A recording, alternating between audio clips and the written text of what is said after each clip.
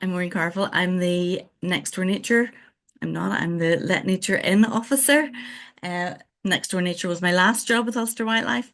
So basically the project is about doing small things to let nature into your garden with a focus on hedgehogs. We're looking at hedgehogs and seeing how we can help them. So that's where this talk has come from tonight. So first of all, I want to introduce you to, if you can see him okay. So this is Albert.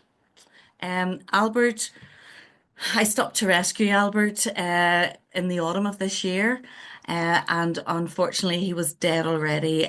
He was in the middle of the A1, which is quite a big, busy road. He was all rolled up in a ball, and I thought I would be able to get him to a rescue, but unfortunately, he was dead when I got him. So I took him back and took him to Ingrid, who's our taxidermist, and she did a lovely job for us. And we take Albert now with us wherever we go, talking about hedgehogs because it gives people a chance to see him up close. She set him up so that you could see his furry tummy and everything. So basically, we're just saying that hedgehogs are everywhere, wherever we go. We've grown up with them. We've got Sonic Hedgehog on the screen there. I'm not quite sure what Sonic does, but he's very famous. And Mrs. Tiggywinkle. So there's always hedgehogs around the place. It's the UK's favourite wildlife mammal. Um, so let me just get this here for you. It's closely related to the pygmy shrew, which I must be honest, until I started learning about hedgehogs, it wasn't something that I was aware of. Um, so hedgehogs can live for 2 to 5 years. There are around 17 different species in the world. So you get the African pygmy, you get you get long-eared hedgehogs with pointy ears like Spock. You've got a black hedgehog. So there's so many different types of hedgehogs all around, but we've got the Eurasian hedgehog. So this is our guy in the picture here that we have in Northern Ireland.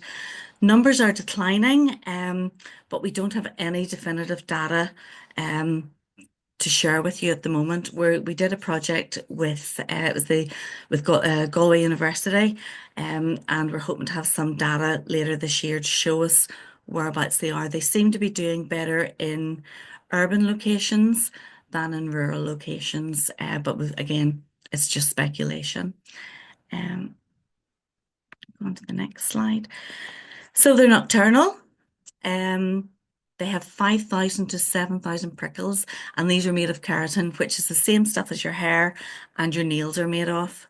Um, he's usually got a small black shiny nose, two black eyes, two ears tucked away. And if you actually look at Albert here, you can't really see his ears. They're there. So their ears are really kept back, and they have a tail, which no one usually sees. In fact, you can't even see it in Albert either. Um, they roll up as a defense mechanism. They have no fight or flight instinct, so their first instinct is to curl up. They don't run away. So that's why there's so many injuries with streamers and things like that because they don't get up and run. They just curl up in a ball. They're not very social animals. They like to be solitary and on their own. Um, they have long legs. You can see there actually in that picture. Um, their legs are really quite long compared to the size of their body, and they can move at quite a speed. They have longer back feet than their front feet, which gives them a longer gait when they're walking. And they've got 5 toes on each foot. However, these are their footprints down the bottom, and it's really difficult. You can see it's like a little handprint, so you don't always see the 5 footprints. Sometimes you just see four, and it looks like a little handprint. So if you come across these in your garden, you're very, very lucky. You've got a hedgehog passing through, or maybe actually staying. So they have 36. Oh, sorry. Let me go back to him. You have 36 teeth, but there's no danger of them doing any serious harm except to invertebrates because they don't really have a lot of strength in their teeth. So that's just showing you there with this. So hedgehogs frown. So this little guy up here is very happy. You can see he's got his hair all back and he's fine. And then if you come to this bottom one here, you can see he's starting to frown. So this is what hedgehogs do. If they're unsure or frightened or just not happy, they will start to frown. And then the more they frown, the more their prickles come over. And this is how they roll up.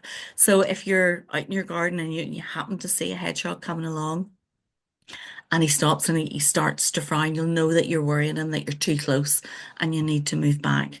And this is the final result here. So actually, normally they would curl up tighter than that, so they would be completely closed. Uh, so self-anointing.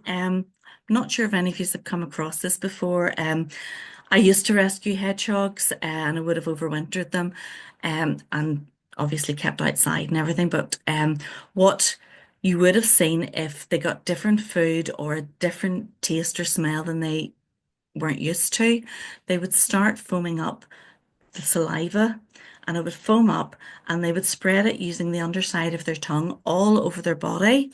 And they were getting some real contortions trying to do this. So they covered themselves completely in this saliva. Um, and then you could, you could stand and watch them, and in a couple of minutes they would go on about their business, or it could go on for quite some time. It just depends. Um, don't really know what it is, why they do it. There's no definitive answer at this moment in time. It's possible scent signaling, or camouflaging their own scent from predators. So we don't have an answer. Lots of theories, but no actual answers at this point. But if you ever do see a hedgehog in the wild, it's worth standing back from them and watching them. It's quite remarkable. Uh, Breeding and babies. Most of the births are from May onwards. The gestation is about 5 weeks. They have a maternal nest under a hedge. Some are quiet and secluded, and it's made of leaves and grass. It's quite a big nest. Wouldn't be as sturdy as the hibernation nest, but it's quite large. They would average about 4 to 5 hoglets. So this is these hoglets here. You can see these little white ones down here. They're just born. So well, they're maybe a day or two old. So what happens is they're born with like a fluid filled skin covering over their skin with little dimples over it. And this is reabsorbed shortly after they're born. And then these white prickles emerge. Now these are very soft prickles.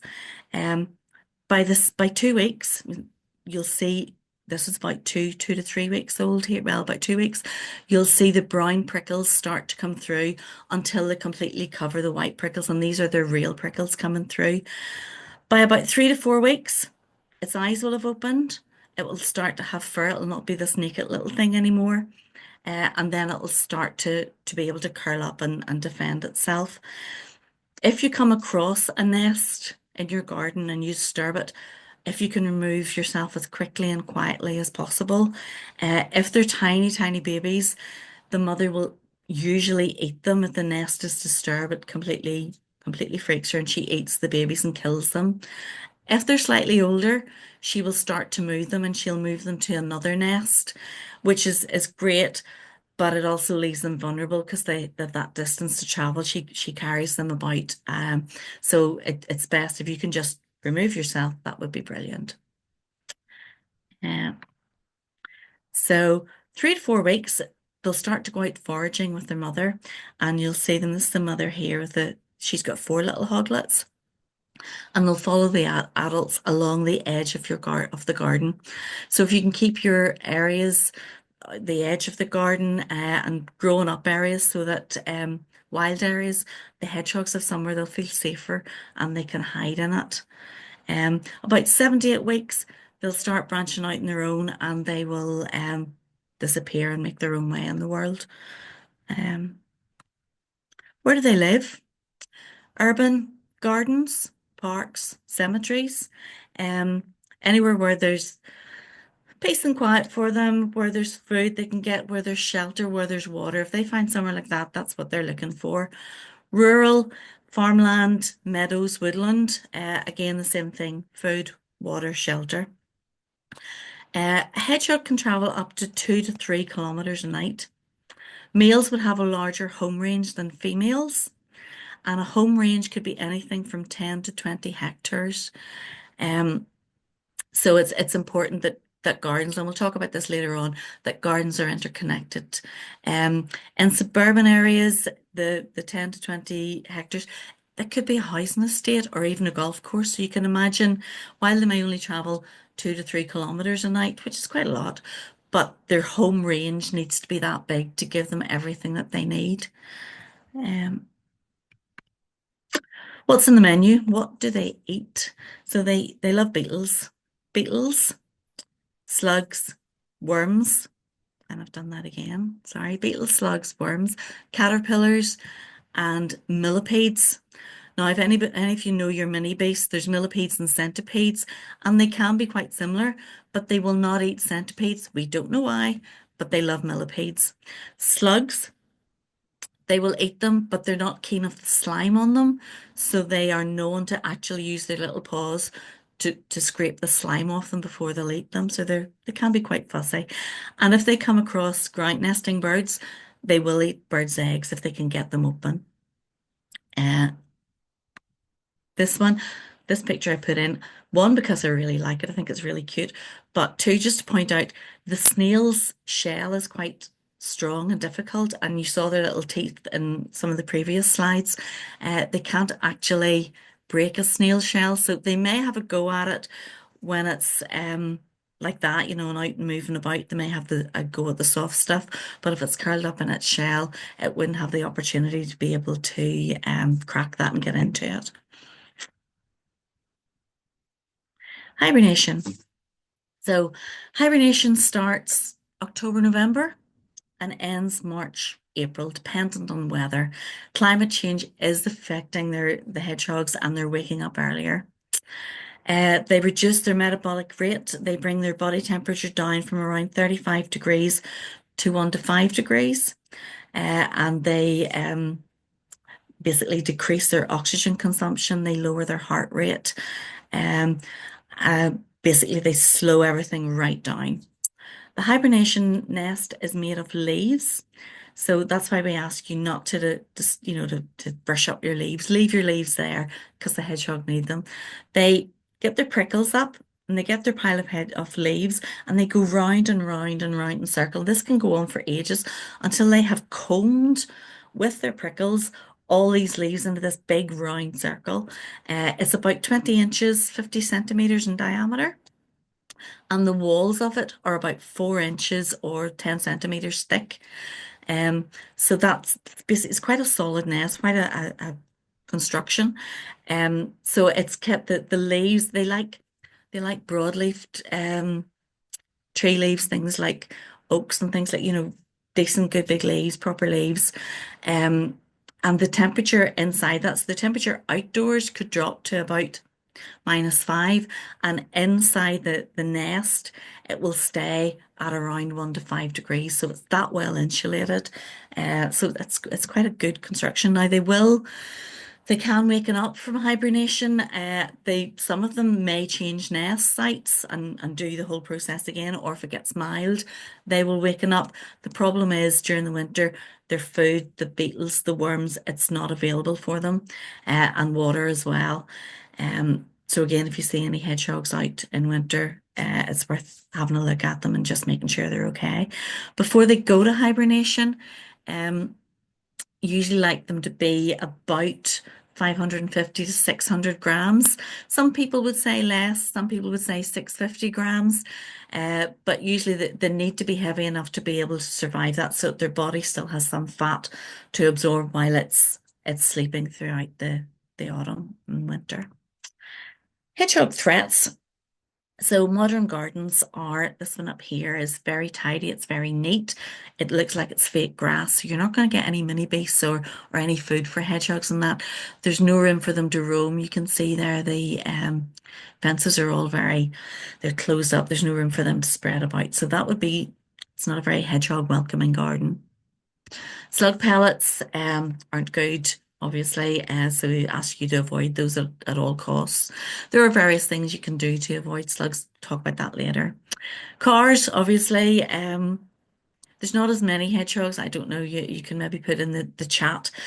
You don't see, or the general consensus is at the moment we're not seeing as many hedgehogs killed on the road, and that doesn't necessarily mean it's a good thing. It just means that numbers are decreasing and there's not as many hedgehogs about. Badgers predation can be a problem, but it's not the problem. Agricultural intensification, uh, removing hedgerows, change in farming practices, increased use of pesticides. There's no food for them, there's no shelter for them. So no, that is a big threat for them. Um, so on to what can we do to help them? So, hedgehog rescue, Ulster Wildlife are not a rescue, but if you find a hedgehog, contact or look at our website and we will give you numbers. There's the USPCA or Lochgall Rescue, Hedgehog Rescue, or there are other ones for different areas of Northern Ireland. So you might find one in your sort of neighbourhood. Um, Reasons why a hedgehog might need rescued. Hedgehogs don't sunbathe. So if you see them out in their garden, sometimes they splat where they've paw out at each end and they'll be just lying in your garden. There's something wrong. If they're up during the day, out during the day, there's something wrong usually, except if they're walking with purpose. If they are walking through your garden and they are going somewhere and they look like they know what they're doing, it's probably a mother out looking for more food or more bedding. So just let her go, let her be on her way. And you could put a little saucer of water out for her, a little saucer of food, but don't disturb her. If you see a hedgehog going round in circles, there's something wrong with it. If it's an obvious injury, if it's bleeding, if there are a lot of flies about it, um, at that point would say, do you put it in a cardboard box? A high-edged cardboard box so they can't climb out. And either contact your local vet, take it to your local vet, or contact your local rescue, and they'll advise you what to do.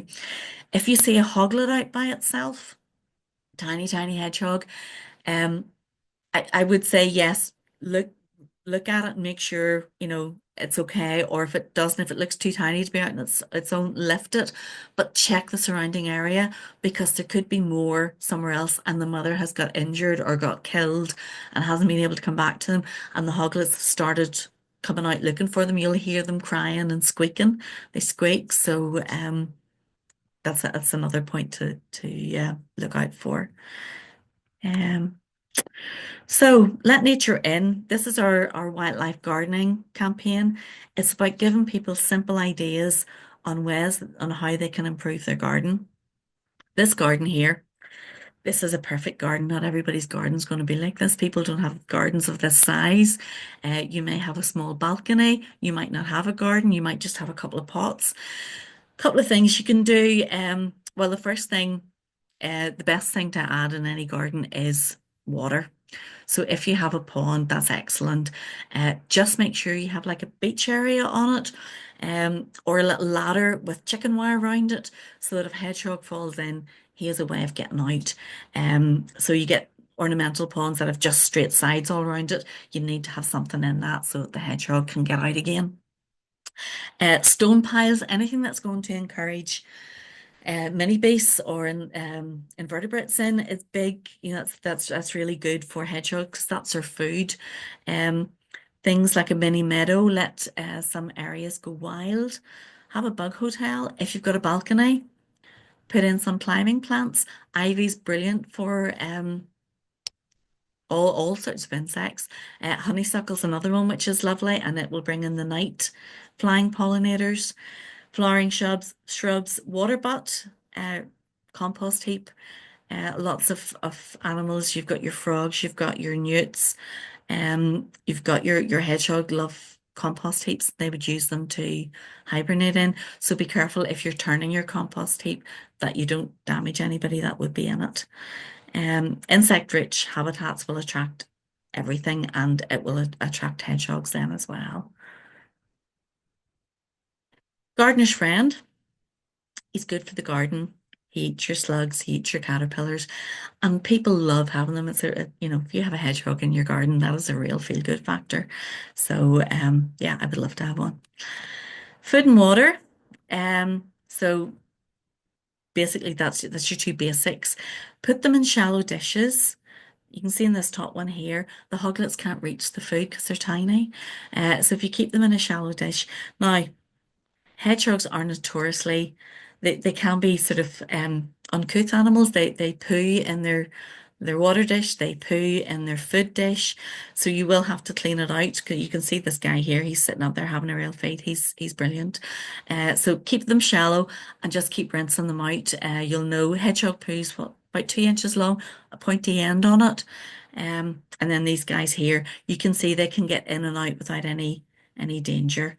If you're going to feed your hedgehog, if you have one, meaty cat or dog food, not fish, but meaty cat or dog food, either the little wet sachets or the dry kibble.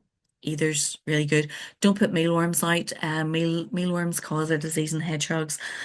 Can't remember the name of it, but it causes problems with their bones and walking and everything. So avoid mealworms. They're not good for hedgehogs.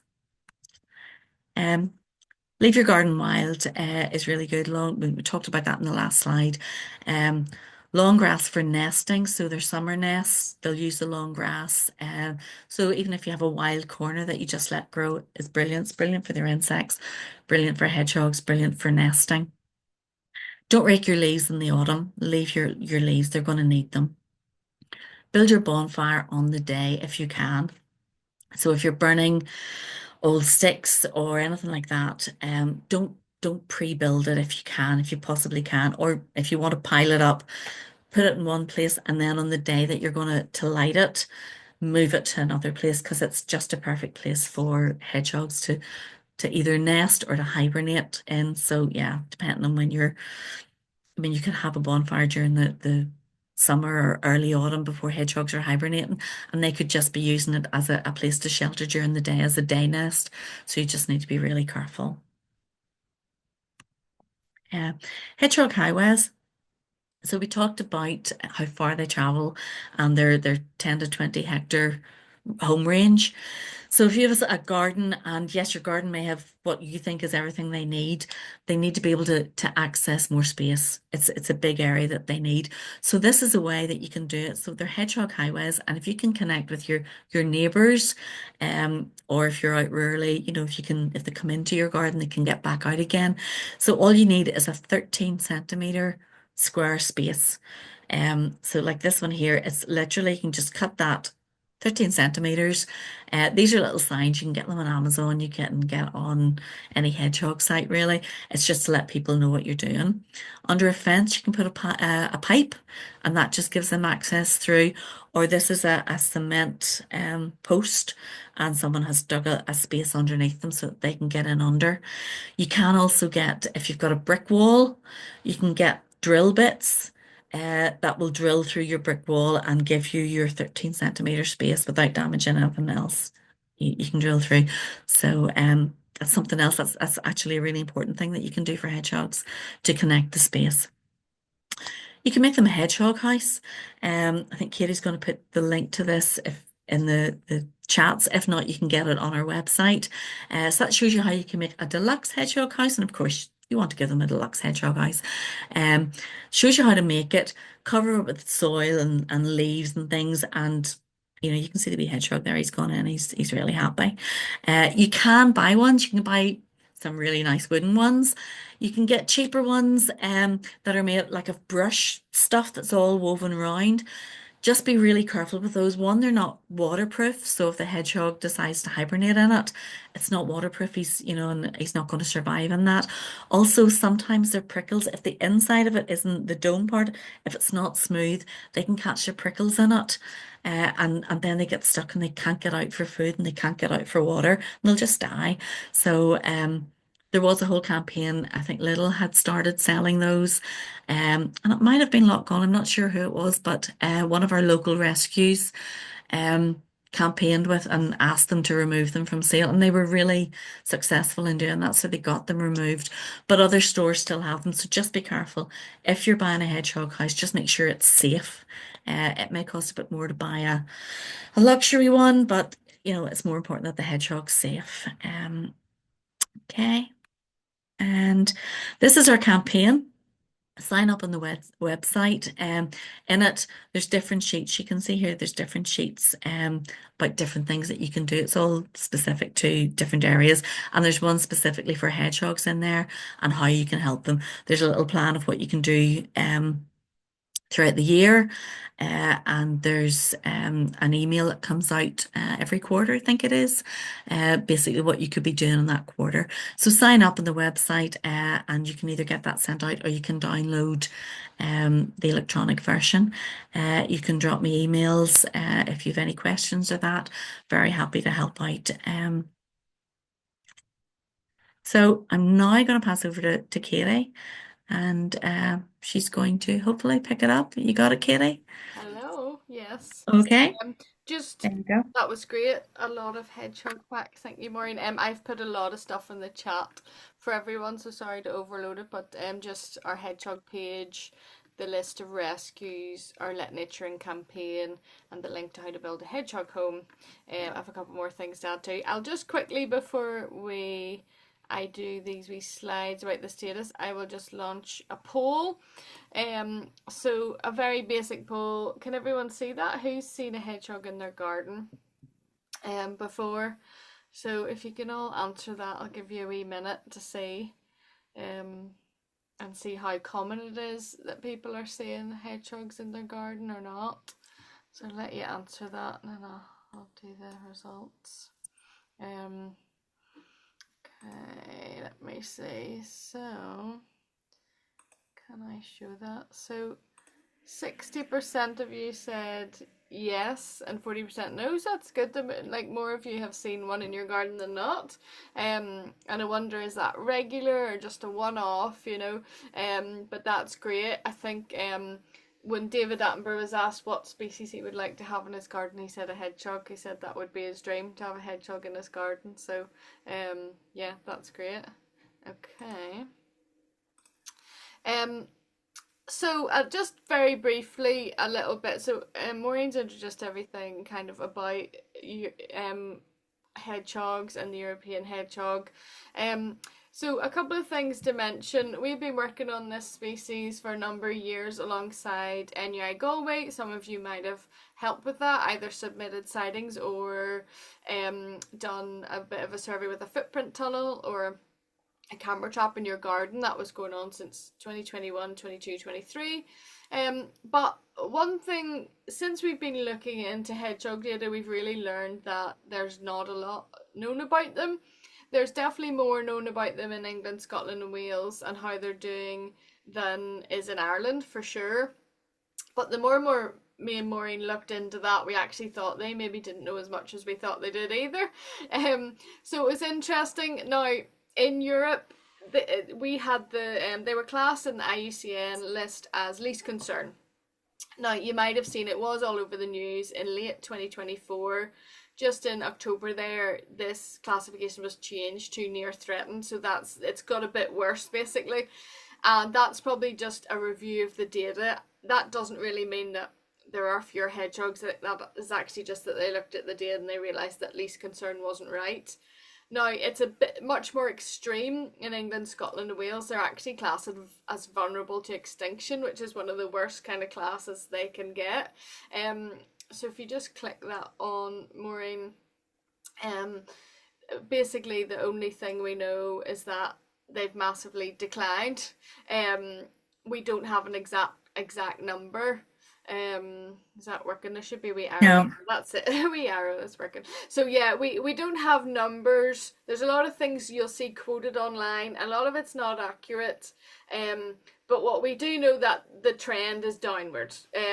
And from most of the data that we see, there's an overarching thing that basically hedgehogs have declined massively in a rural environment and are maybe stabilizing actually a little bit in an urban environment. So that means that they're actually relying on urban environments a lot more nowadays. And it also means they're relying on our gardens a lot more. So it really means that we should be doing more for them in our gardens, because they're where the majority of hedgehogs are left. Um, if you click on that for me, Maureen, um, you just, so this is just a bit of a map about the sightings, just to give you a rough idea. So this is, we pulled together sightings that came through to us through the project, through to Cedar and the National Biodiversity Data Centre, and these are all the ones for Northern Ireland. So interestingly, you know, a lot of these are around population centres. There's two things going on there. One, we think that there are more hedgehogs in urban areas. The other thing is that more people are recording them in urban areas because more people are seeing them. So that's one thing we would encourage you to do. I'm going to just get the other link. That please do report your sightings, whatever way you want to do it, whether it goes to Cedar or iRecord or National Biodiversity Data Centre, doesn't really matter, as long as you add that in. Now, from that map, it might be quite hard to see. I've just realised this is green and red, so apologies for anyone that's colourblind. That was silly. But the green were alive hedgehogs and the red were dead. Now, we hear a lot from people that they only see dead hedgehogs, but since we did this project, and we called for sightings, we get a lot more live sightings, which actually just showed that they were, part of it was that they were under recorded, so a lot of the dead ones got recorded, but once we started looking for live ones, now the live ones take over and there's more live ones being reported. So that's quite a good thing. We would just encourage maybe people that aren't in, you know, Belfast and places like that to please add the signing, because you can see some gaps in the map. I don't think that's because there's no hedgehogs there. It's probably just because there's no records. Again, this is only 3 years of data, but it does give us a bit of an insight, and it kind of fits with what people say anecdotally, that they really have disappeared from the countryside. And as Maureen said, this is, you know, lack of hedgerows, increased use of pesticides, all of those things. I'll just show you one more map. If you click on that. So this was just the surveys that were carried out. Some of you may have actually taken part in this, in the Irish Hedgehog survey, but we did a number of things with people put out footprint tunnels in their garden. So that little picture Maureen showed you of the little footprints, that was what we were looking for. And we also did these bigger surveys. So this is where the surveys were carried out, and again the green is signs of the ones that we got hedgehogs on, and the red where we didn't. Now, it was interesting in that when they did this in London, so this was NUI Galway University repeated this, that had been done in London a number of years ago, and actually the occupancy rate was much higher here. We're not quite sure what that means yet. So this is a PhD that's happening that is nearly finished, so we're going to get the full results of that PhD hopefully in the next year or so. But basically we got about a 45% rate of hedgehogs being found, and in some areas 60%, and there was definitely a massive skew. So what we didn't know was the situation the same in Ireland? So this study was done in the whole of Ireland, the same as what they got in England, that they're more common in urban than rural, and that did come out of this data. So that kind of proved what we were all thinking anecdotally again. So yeah, that just kind of gives you an idea. So thank you if anyone did take part in that survey. That the data is really important, but we'll have more of it. I did a brief little introduction to this data 2 years ago on our YouTube page, so that is there if anyone wants to see that. So a couple more things just to mention. The Wildlife Trust is running a hedgehog walk campaign at the minute. I'm going to stick that again in the chat. Sorry, there's a lot. So this is a lovely thing for kids if anyone's interested in doing that. The information's in there. Please sign up to our Let Nature In project if you hadn't already. Maureen mentioned that. It's free. You get the free PDF of information. We will be developing this project in the next year or so, so there'll be new things. If you've already signed up, please keep signed up, because there will be new things, and me and Maureen will be changing things a little bit and adding more to it. Also look out for us at various kind of garden events. Maureen will be at those, and you can ask her lots of hedgehog related questions. Um, so I'll just do the last wee slide. Is there one more?